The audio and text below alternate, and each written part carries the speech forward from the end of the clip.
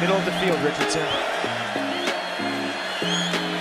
Fires one over the middle. Over the ladder, Ricky Pearsall. I think Anthony Richardson handled third down. Anthony Richardson is the most polarizing prospect to enter the NFL draft in quite some time. He is widely regarded as having the highest ceiling of any quarterback in the draft, being potentially one of the most exciting dual-threat quarterbacks in an era where such players are finally thriving.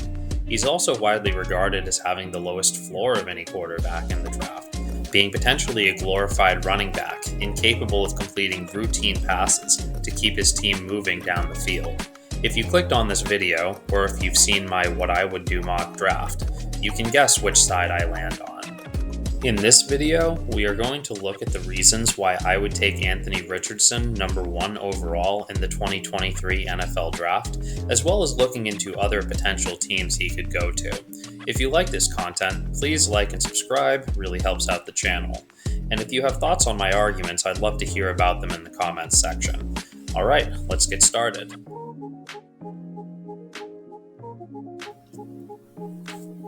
I'll start by talking about the general way in which I see drafting, the philosophy I use when determining who I would take at a certain spot.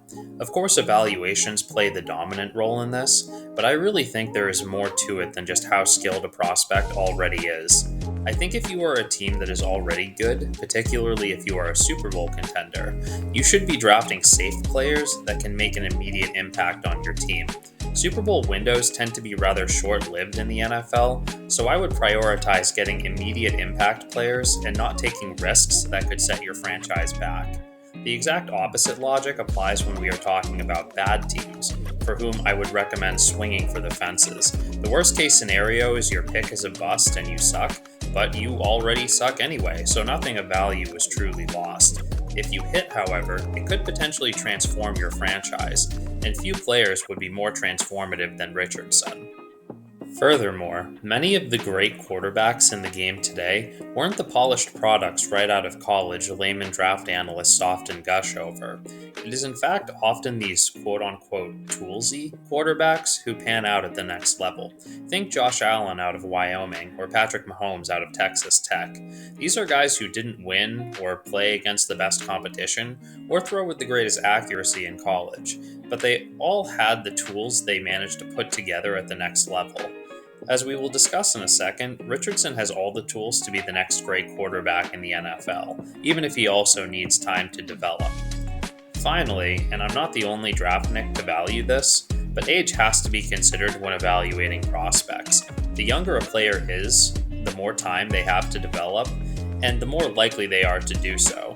The older a prospect is, the more the bad habits they inevitably have will have become ingrained and be a permanent aspect of their games. Richardson will not even be 21 on draft night, meaning he has all the time in the world to hone his craft and reach the ceiling we all know he has. And if you don't know, let's talk about all the things he does well.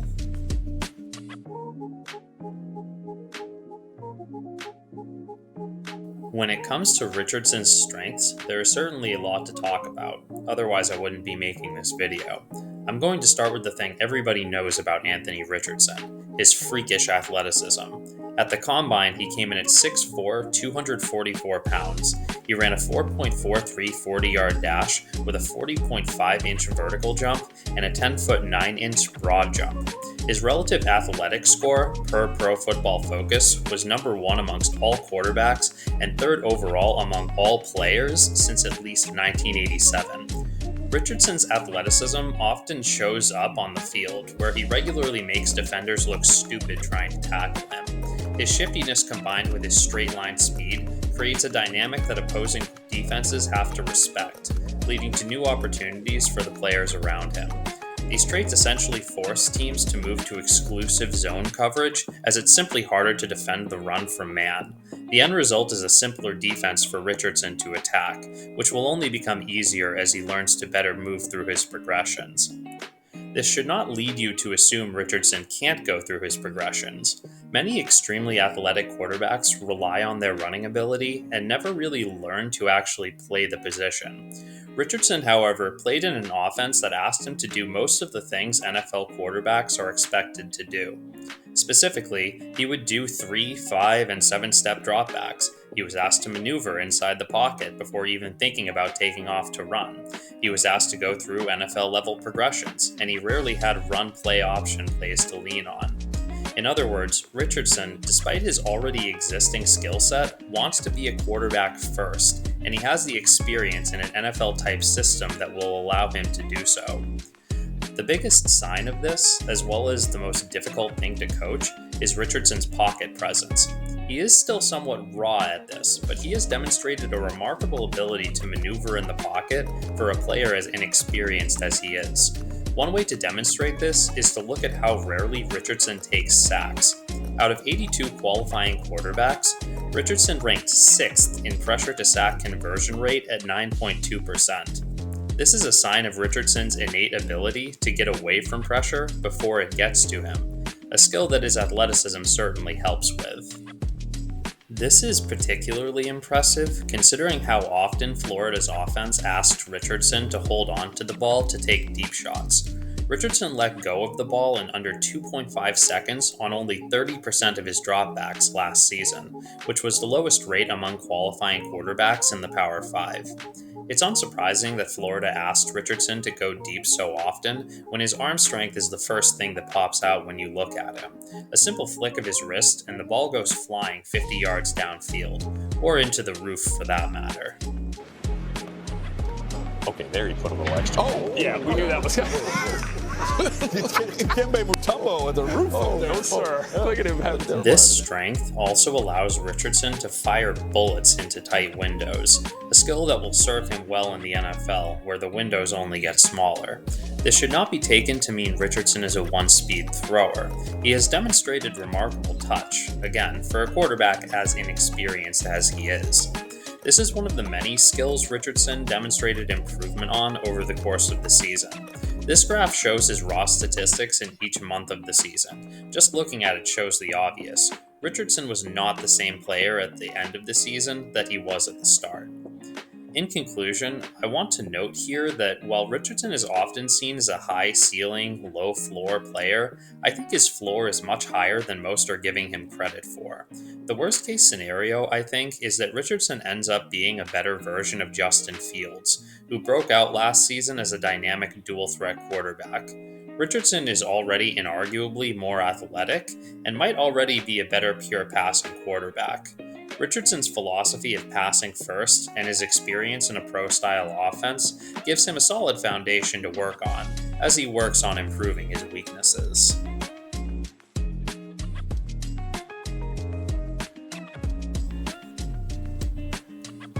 The biggest knock on Richardson, by far, is his apparent inaccuracy. On the surface, this would appear to be justified, as he only managed to complete 54% of his passes in 2022. If you go a little deeper, though, you start to find the reasons for this. Firstly, Richardson's receivers did him absolutely no favors. Florida ranked 107th in drops in 2022, so even when Richardson got them the ball, his receivers were some of the most likely in all of college football to drop them. Furthermore, he had 25 throwaways, also one of the highest rates in college football, which is to be expected when you go as deep as often as Florida did. Put together, when adjusted for these factors, Richardson's adjusted completion percentage would be well over 60%. Does this mean I think Richardson is quote-unquote accurate? No. I think if you go even deeper than that, you find a player who struggles with something that will be absolutely essential to his success or failure at the next level: his mechanics. His footwork is the primary problem. His feet are often too close together to be able to effectively step into throws, which leads him to take false steps and waste time in his motion. His release is often winding, taking too long to get the ball out of his hands, and he often tilts his front shoulder up for some reason when stepping into his throws. The result is a truly worrying tendency. He often sails his passes high over the middle, which is the worst place to do it because there is often a safety lurking in that area who can make the interception. Richardson's post-snap processing is also far too slow at this point in his career. He has shown the ability to go through his progressions, as previously mentioned, but it takes him too long to do so, leading to missing wide open receivers who happen to be maybe his third or fourth read. The key thing to take away from all of Richardson's defects, however, is that they are all coachable. We need to remember we are dealing with a player with very little experience playing the position. Richardson won't even be 21 on draft night, and he only had 1 year starting in the SEC, college football's toughest division. Also, he dealt with a new head coach at Florida, Billy Napier, so he probably spent last offseason learning a new offense as much as he worked on his mechanics. Stability will be key for him at the next level, which we will get to later. That said, I agree with the assessment many have made that Richardson should have spent another year in college to better learn the position. But that ship has sailed, and we are left with the decision to either take him or leave him as he is. When you consider his obvious strengths and his eminently coachable weaknesses, he is clearly worth a high pick in the upcoming draft. Where you think he deserves to go, however, will be determined by your assessment of his competition.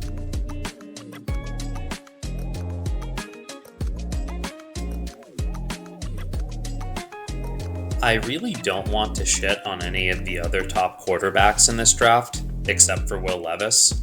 For me, there are 3 top-tier quarterbacks in this draft, each worthy of being taken first overall. My intention in this section is to give you the reasons why I would be most comfortable taking the swing on Richardson of the 3. One of the favorites to go first overall in the upcoming draft is CJ Stroud out of Ohio State. Stroud was absurdly productive in college, being a 2-time Heisman finalist. A cursory glance at the statistics of Stroud versus Richardson might lead some to wonder how the two could even be in the same universe. But transitioning to the NFL level is not about production, it's about projection. And when we project these players to the next level, we need to consider the quality of the teams the two played with.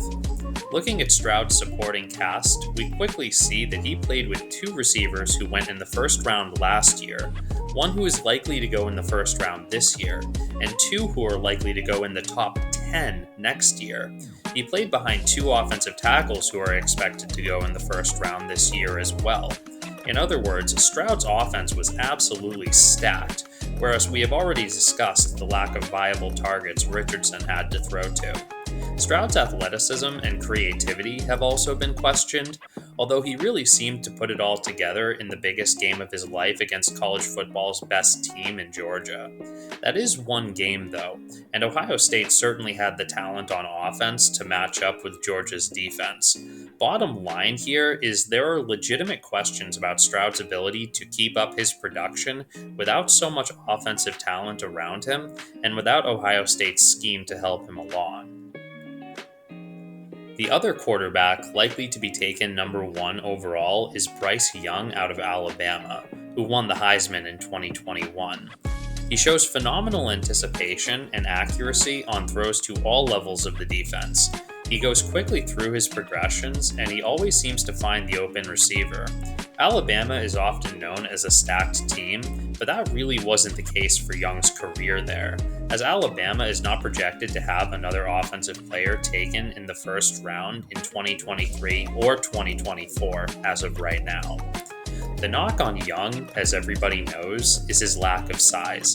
He's 5'10 and 180 pounds, meaning he is only slightly bigger than I am. There is just no precedent for a player of his size surviving in the NFL, let alone thriving. At a certain point, when you are that size getting hit by 300-plus pound defensive tackles, physics just takes over.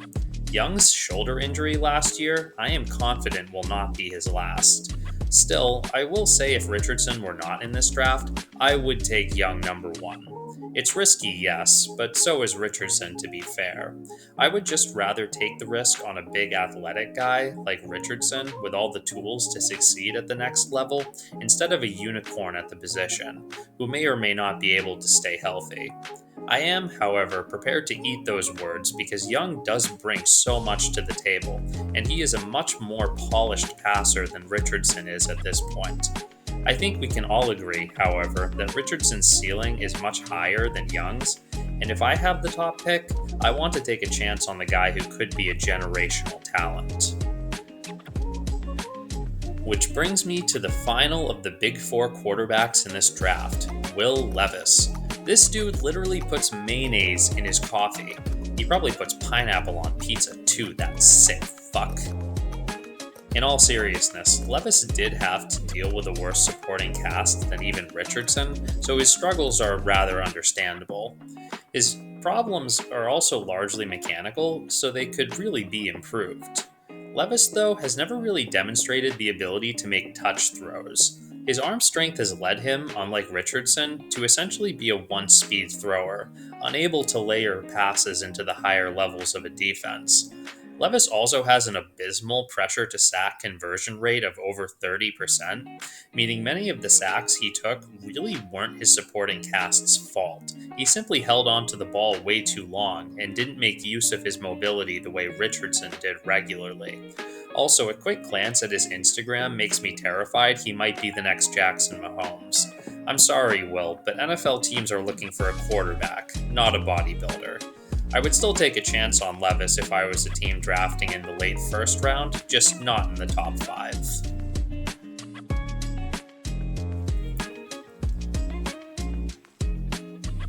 As you would expect from the title of this video, everything up to this point has been my attempt to explain why I would take Richardson number 1 overall if I were the Panthers. In this section, though, I want to go over the many possible teams Richardson could play for, and discuss his viability with each one. I don't think Richardson will inevitably be good anywhere he goes, as I think location, coaching, and overall situation play an underrated role in the development of NFL players, and Richardson is certainly more viable in some places than others. There is an ongoing debate about whether Richardson should sit behind a starter for a year or so to learn the position, or if he should start right away to get some game reps under his belt. Consider me in the latter camp. What Richardson needs more than anything, in my opinion, is more experience playing the position, and there is just no substitute for actual game experience. If he does have to sit, who he has to learn from will of course also be important. What's most important, I think, will probably be which coach he plays for. Can they get the most out of his skill set? And do they know what they are even doing in the first place? This is the criteria by which I will judge the situations Richardson might find himself in. Carolina is a good possibility, though not the best, I think. Richardson would have a really good chance to beat out current starting quarterback Andy Dalton at this stage in his career, so he could get playing time. The Panthers head coach Frank Reich is also known as a kind of quarterback whisperer. He just hasn't had a decent one to work with in some time. The trouble for the Panthers would be that they lack good receiving options, and we've seen how that worked out for Richardson at Florida. The Texans are an intriguing possibility, but not necessarily a good one. They have one of the worst rosters in the league, and they have a defensive-minded head coach, so there is not much conducive to a young quarterback's development. They do have an enormous amount of draft capital, however, so if Richardson does go there, what the Texans do with their extra first-round picks will have a huge influence on his success or failure. Richardson would also presumably start day 1, so that's a plus. The Colts might be one of the best possible locations for Richardson to go to. He would have a reasonable chance to beat out Gardner Minshew to start right away. He would be playing for coach Shane Steichen, who had great success developing a similar player in Philadelphia's Jalen Hurts, who nearly won a Super Bowl last year. They also have some decent weapons on offense, including Jonathan Taylor, the leading rusher from 2 years ago, and Michael Pittman, a very skilled receiver who has consistently been held back by subpar quarterback play. They would also need to improve their offensive line around Quentin Nelson, but that is my only real nitpick. The Seahawks and the Lions would be great locations for Richardson to go to for similar reasons. Even though he would have to sit behind Geno Smith or Jared Goff at first, both teams boast significant offensive weapons at all positions, as well as great head coaches in Pete Carroll and Dan Campbell. I am confident Richardson will be great if he goes to one of these teams. I'm not sure how I feel about the Raiders as a fit for him. Whilst you would have to sit behind Jimmy Garoppolo, we all know Jimmy is going to get hurt at some point, so Richardson would get some experience actually playing the game. The Raiders also have great weapons in Devontae Adams, Jacoby Myers, and Josh Jacobs. I'm just worried about Josh McDoofus ruining him. I'm going to call this the situation for Richardson with the highest volatility. I don't think the Falcons go for him, but if they do, they have good, skilled, and young weapons for Richardson to throw to, as well as a pretty stellar offensive line to give him time. The coach, Arthur Smith, is controversial, but he certainly did a good job getting the most out of Ryan Tannehill when he was coaching in Tennessee. This would also, I think, be a great spot for Richardson. The Titans would probably be the worst place for Richardson to go. I'm thinking right now the Titans are a sinking ship, especially if they trade their only great player, Derrick Henry. Henry probably doesn't have too many good years ahead of him anyway, knowing how short a shelf life running backs have in the NFL. Coach Mike Vrabel is also another defensive-minded head coach. The Titans have no offensive line, and to top it all off, Richardson would probably sit behind Ryan Tannehill. The Lions will ruin him, I'm all but sure of it. All in all, I think there are many more situations where Richardson will work out than places where he will fail, but I do acknowledge the volatility. I just hope fans of Young, Stroud, and Levis will acknowledge the same for their preferred picks. In conclusion, Richardson is a player with an enormously high ceiling and a much higher floor than he is given credit for. His athleticism is otherworldly, and he has many of the most crucial aspects of playing quarterback down. His weaknesses certainly exist, but they are all coachable. His competition, though worthy, doesn't possess the upside he does. Anthony Richardson, therefore, is the player I would take if I had the number 1 overall pick. And that's the video. If you enjoyed, please like, share, subscribe, and all that jazz. Thanks for watching, and peace out.